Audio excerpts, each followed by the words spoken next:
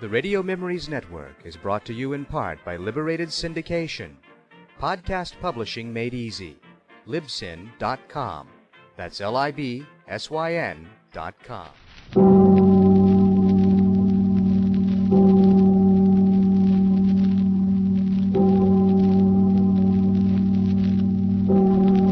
Escape.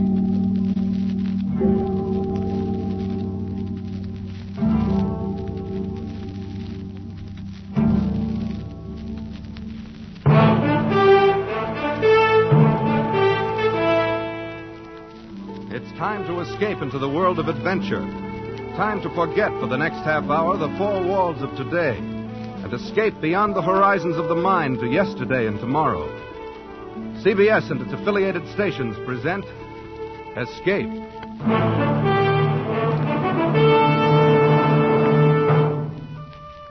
Tonight we escape with Rudyard Kipling and the two gentle scoundrels he created in his immortal story, The Man Who Would Be King. The time, sometime before yesterday. The place, the north of India. The man who tells the story, Rudyard Kipling. One Saturday night, it was my unpleasant duty to put the paper to bed alone. It was a pitchy black night, as stifling as night can be in India in June. It was very still, save for the ticking of the clock above my desk, which seemed to shatter the black heat of the night as the hands crept toward 3 a.m. And then from the passage outside my door, Hey, Peachy. I heard voices. Your light burns. And he must be here. Open the door. Who's there? Only us. Who are you? He don't remember us, Dan. That he don't. How could he forget having us turned back at the Jodhpur border?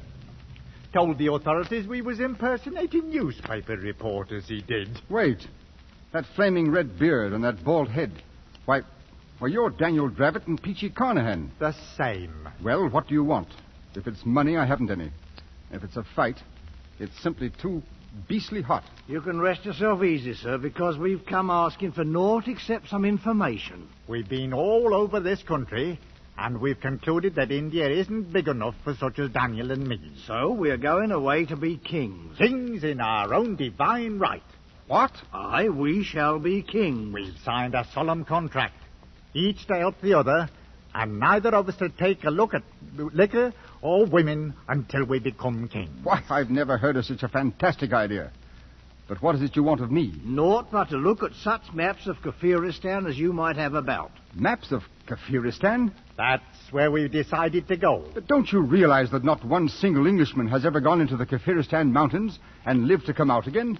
If you're really mad enough to go there, you're a good deal more likely to become dead men than kings. We shall see. Anyway, I don't believe you have the slightest intention of traveling a mile outside of Delhi. Then you should come down to the Serai marketplace in the morning, down where the caravans leave for the north. Yes, come down to the Sarai in the morning and see then if we be liars.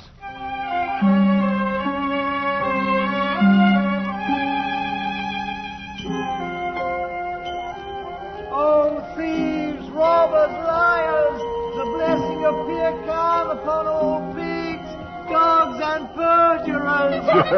Who will take the protection of heaven? You should not laugh at him, Sahib. The witless are under the protection of Allah. Quite so, boy. Who is the fellow anyway? A mad priest, Sahib, who has arrived only this morning from Ajmer. Yes, Sahib. Come to look at my camels, loaded with toys to please the eye of an Amir. Oh, here now. Go about your business. I haven't any use for toys. These are wondrous toys indeed, Sahib. Fit for a king of Kafiristan. What? Good Lord. Daniel Dravett. Sahib, come along. I've 2 camels just beyond the wall here. The blessings of Pir Khan on the gracious Sahib, who consents to look at the poor toys of a priest from Ajmer. Over this way. Where's Carnahan? Here we are. Permit me to present my servant, Hazir Mir Khan. At your service, goodman. Well, I'll be... Do you like our disguises? Do they pass? If they fool this crowd in the Serai, they're probably good enough to get you across the border and good enough to get you killed. Getting killed is no part of the contract Peachy and me drawed up. although perhaps killing fits in with our plans in a different sense. Feel around underneath the toys there in the camel bags. What? Go ahead. Good Lord. Rifles. 20 brand new martinis with ammunition to match. And 20 good reasons to make your death certain. Any Pathan of the hill tribes would kill his own mother to get a rifle. Now who would harm a poor mad priest, Sahib? Allah protects me. Mad is right. Then so was Lord Clive and Rhodes and Bonaparte. Drive out the camels, Peachy. We've a long way to go before we become kings. Hey, up! As I stood and listened to the camel bells fade away in the distance, I wondered if it might not be a glorious thing to go to Kafiristan and be a king.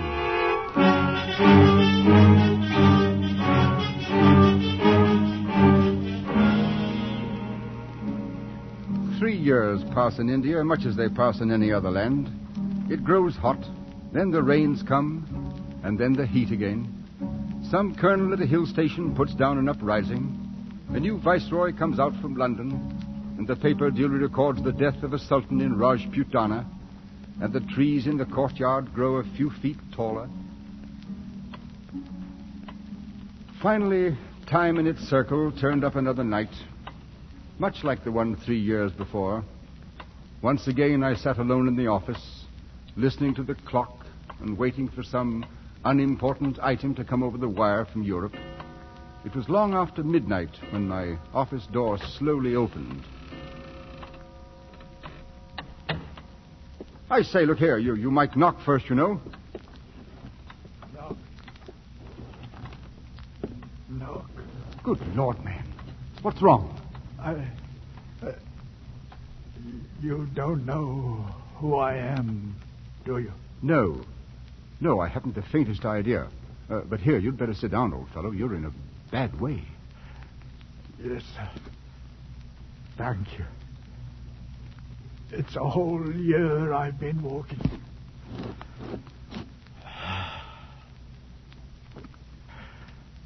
Right here in this very office we settled it. You sitting right there and giving us the maps. You've been sitting there ever since. 3 years. No. Oh, no. Why, a man couldn't change that much in 3 years. You're not Peachy Carnahan. Yes. I was king of Kafiristan. Me and Daniel Dravit. Real crown kings we was. Just as true as gospel. What in the name of heaven have they done to you, Peachy? Peachy? I knew Peachy Carnahan once. He's a king. Wears a real golden crown on his head. So help me, he does. He's dead now, though. No. You're Peachy Carnahan. You must pull yourself together, man. Yes. Pull myself. You've got to keep looking into my eyes. Then maybe everything won't go to pieces. All right. Now, tell me what happened, Peachy. We left the caravan at Jagdala. We struck off into the hills alone. Go on. Weeks it was we travelled, Daniel and me.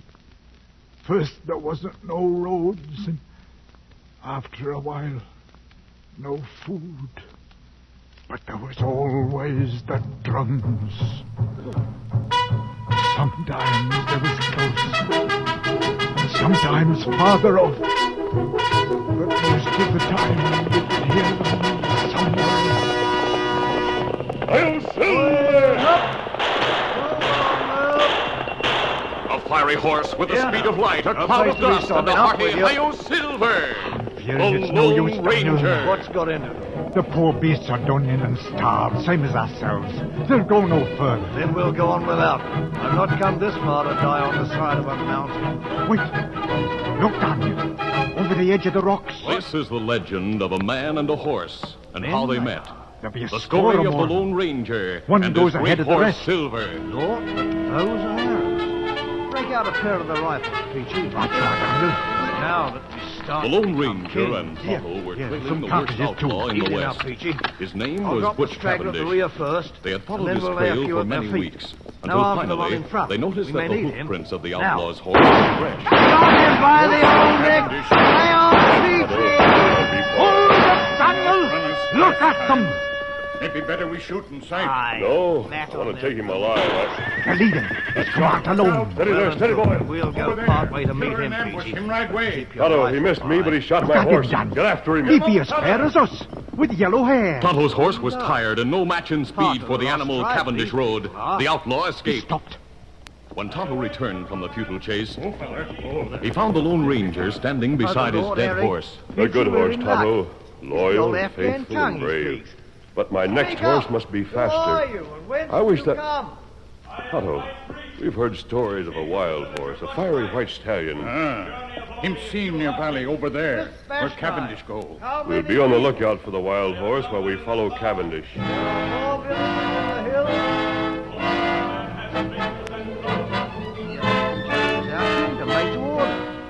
Tonto's horse carried the Lone Ranger's saddle, his saddlebags, and bridle, while the masked man and the Indian continued on foot along the outlaw's trail.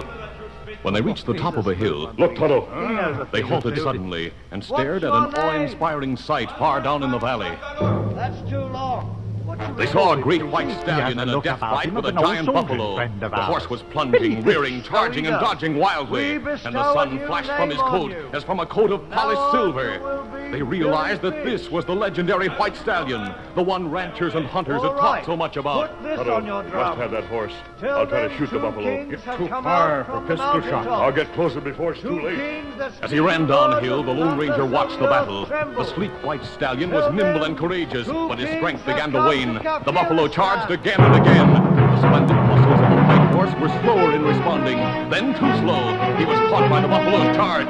Wet crimson stained his pure white coat. Another charge. The white horse saw it coming, and he couldn't dodge. He staggered and fell. The monster drew back and lowered his head for the death charge. And then 2 shots rang out. The buffalo shuddered from the impact of the masked man's bullets. For an instant, he stood motionless. Look at their blinking Then campfires fell. gleaming in the dark like the You've done a fine job for sure. All 23 villages you joined together as one. 'Tis the army you trained to be thanked for it.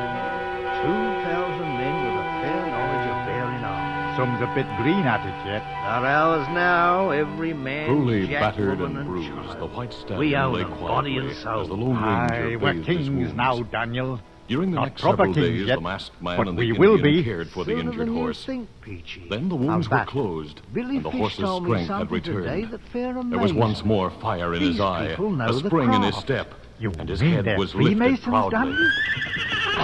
Tonto, It ain't no he's wise himself possible. again. Well, it's gospel Him true. plenty strong. Give me the grip Pretty and good everything. horse. It's old, I the wonder if craft you'll take is a older saddle. than the memory of Let's man. try. And up here in the hills, there. they've been Steady, preserving boy. it all these years. Why, some of the high priests know up Him through run the away. feather. No, Tonto, wait. But they Let him don't know go. the 3rd degree. I'd like to See have it, that Peachy? horse more than They anything don't in the know world. The 3rd degree. But he deserves But his we freedom. do. He fought for it. Daniel, what is it you're fixing to do? He's turned to look We're at going us. to be proper kings. See how the sun We're going to reflects get from them his white coat. going and coming now. Him I'm look going like to turn the silver. whole country into one grand lodge. would be a name Raise for some of him. the priests to 3rd degree. Silver! And for me, Look at I'll be the Grand Master Silver! of Kafiristan. Hey, Silver! But you ain't got the right to. We never been Tonto, officers in no he's coming lodge. back. Right? It's What's just the as if he king knew got what to I do said. with asking for a right? Oh, I'm against it, Silver! Daniel.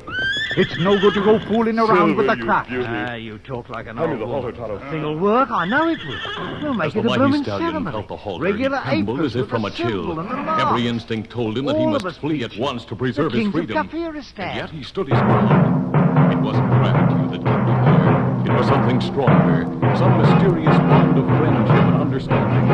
He heard the man's voice, and he liked it. Silver. Everything is prepared, Silver. Master. And the priests and the people wait. Well, they don't have to wait much longer, Billy. Here now, Peachy. How do you like my apron? The saddle. It's a wondrous sight for fair, Daniel. Made of Never white was a ermine horse skin. like this.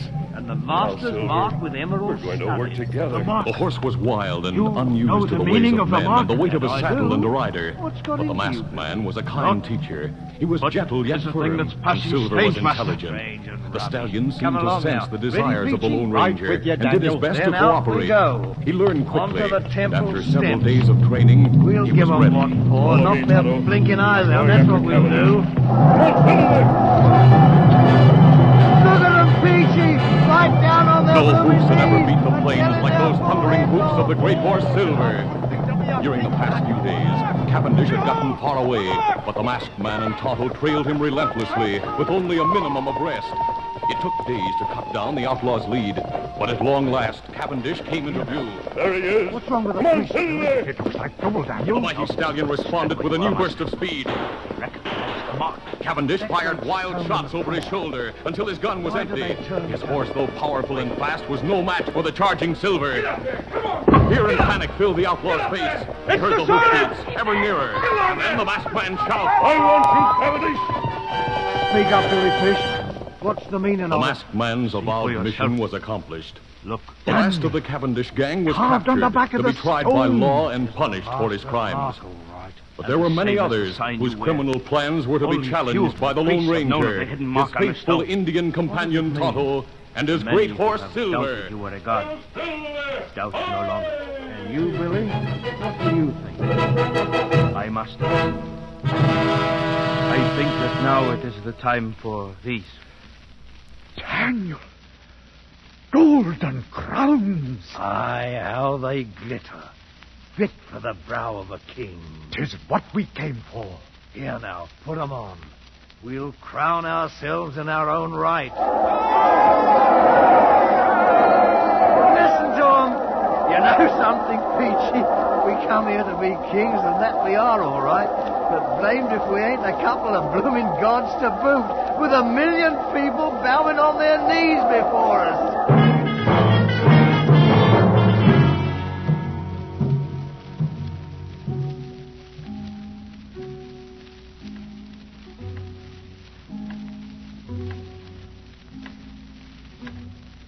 Well enough, Peachy. So it was gods you became as well as kings. But then, what happened? What became of Daniel Dravett? Dravett. I knew Daniel Dravett once. He's a king now, Daniel is. Where's a golden crown? Carnan was with him. Peachy, try to pull yourself together. I'll try. Now, you became kings, you and Daniel. Kings of all Kafiristan. He was a fine figure, Daniel was, with his red head wearing that golden crown. Kept himself aloof from the people, so to speak. And when he walked up o'er the temple, the fair crawled on their stomachs to worship him. But what happened, man? Happened? Well, I figure mostly it was winter coming on. The winds were starting up, and the clouds was blowing down from the north. Oh, it could blow beastly cold, that winter wind.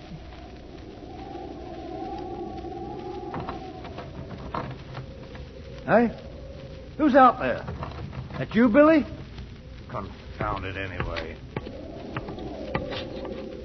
Here now. What's this? I have brought you food, Master. Stew of the wild sheep with curry and rice. Up off your knees, girl. Bring it inside. Thank you, Master. Place it there. Now, you're a well-favored wench. I do not understand. Why were you crawling on your knees? It is a fitting way to approach the god of Kafiristan. What's your name, girl? Marum of Danger. Marum, eh? You married? It has not yet been my happy fortune, Master. You afraid of me? You are a god. I mean, How do I seem to you? Do you find me pleasing or what? Your face is more wondrous than the noonday sun. And your look is the look of eagles. Very well, you may leave now. Thank you, Master. Marrow, eh? Peachy! Peachy! You calling me, Daniel? Oh, the food's here, eh? Good.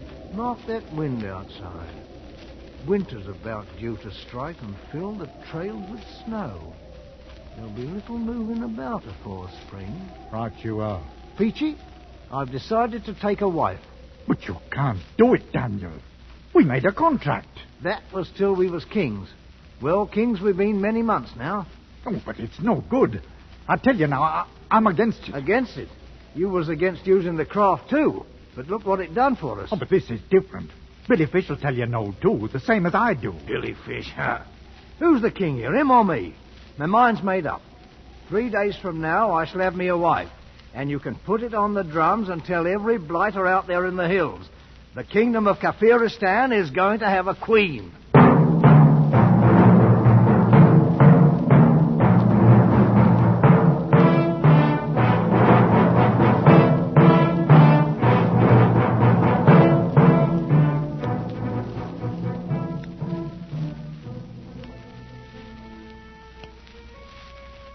What's keeping her, Peachy? They should have brought her in here half an hour ago. I don't know, Daniel. How about you, Billy Fish? You put 'em up to stalling off deliberate like? Certain preparations must be made, Master. She's across the court with some of the priests. Maybe they're trying to hearten her up a bit, Daniel. She thinks she's going to die, you know. Die, indeed. Why, I'm only... Master, it is against the laws of heaven for a woman to marry a god. I'm not a god. I'm a man. You know that by now, Billy. No, and I should not want to think so, Master. But either way, this can mean only trouble. I beg you to reconsider. And I beg you to shut up, Billy. I'm through waiting. I'm going over there. Master, please. We got to go with him, Billy. And I'm thinking it's going to mean trouble. How many men can you depend on? No more than 20 with rifles. Most of my men are in Bashkai. Then what shall we do? We shall have to make a run for it, I fear. We might be safe in Bashkai. Come on now, you ugly fools. Bring out the girl. Well, now, that's better. Here, girl, this is no way for a bride to behave. A smile now, and give us a kiss. Oh! The wench has bitten me. Bloodbuster, don't let them see the blood. Look! See the blood! It's not a god or a devil, but only a man! Here, bastard, what is this, Ross? It is too late. Mark, Daniel, they're coming with knives. They can't do this. I'm the king. We've got to run for it, Master. Oh, come on, Daniel, come on.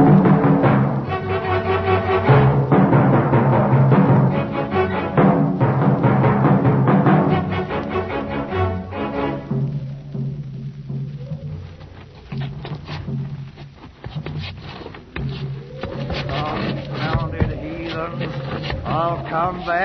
I'll come back and beat their blasted heads in. That's what I'll do. Oh, Daniel, we'll be back all right.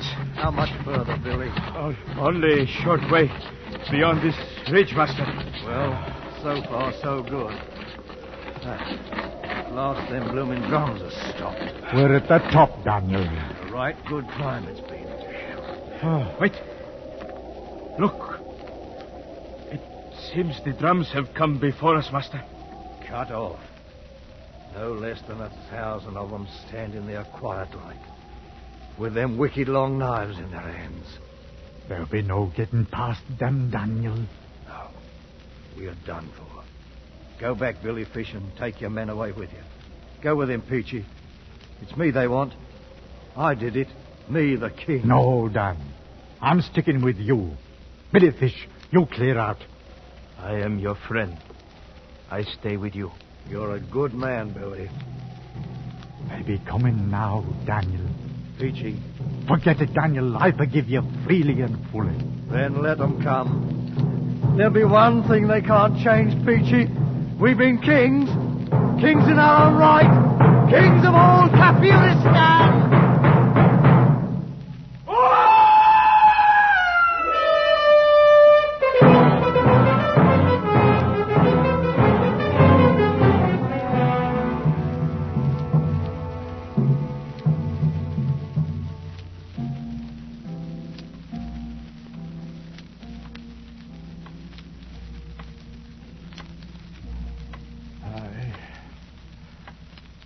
Sliced open poor Billy Fish like a bloomin' alien they did. There in the snow and the rocks. Good Lord, man. But you, Peachy, you got away from them. Like nowhere did I get away from them. They had us for fair, all right. Strung me out on a tree. Drove nails right through my hands, they did. See? But I fooled them all right. 'Cause morning came, I wasn't nowise dead. And then I made them think I'd lost my senses. They was afraid to harm me because I was protected by Allah. They cut me down then, and after a while, they let me go. You poor devil. But what of Dravit? What happened to Daniel? Daniel's the king. He wears the golden crown. But now, what happened to him? He's never left me. All them long months walking on the road back, he kept me safe. The mountains, they danced at night. But Daniel held up his hands, and Peachy came along, bent double. I never let go of Daniel's hand, nor Daniel's head that they gave me in the temple as a present. It's with me now, here, in this bundle. You knew old Daniel, sir. Him that was a monarch once. Look at him now.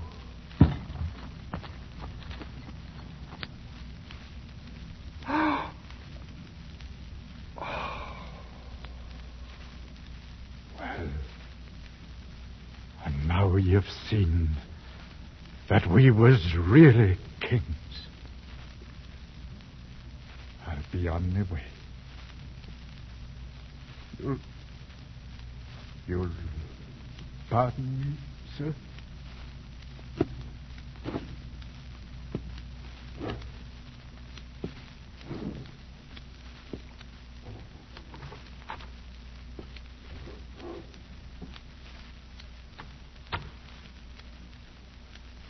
I let him go. There was little else to do. He was only hours away from his death. I sat there and stared at the bundle he had left lying on my desk. Stared as the pale shafts of dawn struck fire in the red beard.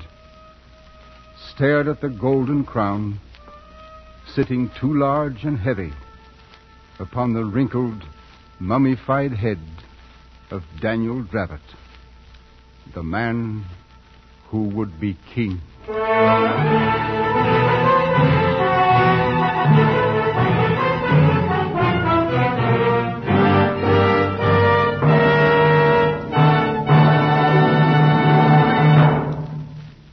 Escape is produced and directed by William N. Robeson. Tonight's story, Rudyard Kipling's The Man Who Would Be King, was adapted for radio by Les Crutchfield and featured Raymond Lawrence as Peachy, Eric Snowden as Daniel Dravit, and Herbert Rawlinson as Kipling. Musical effects were created and conducted by Cy Feuer.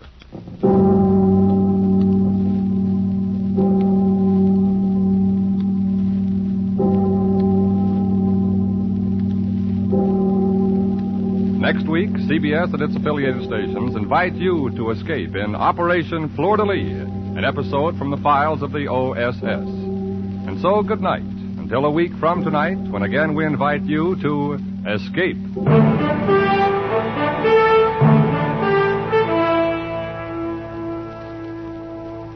This is CBS, the Columbia Broadcasting System.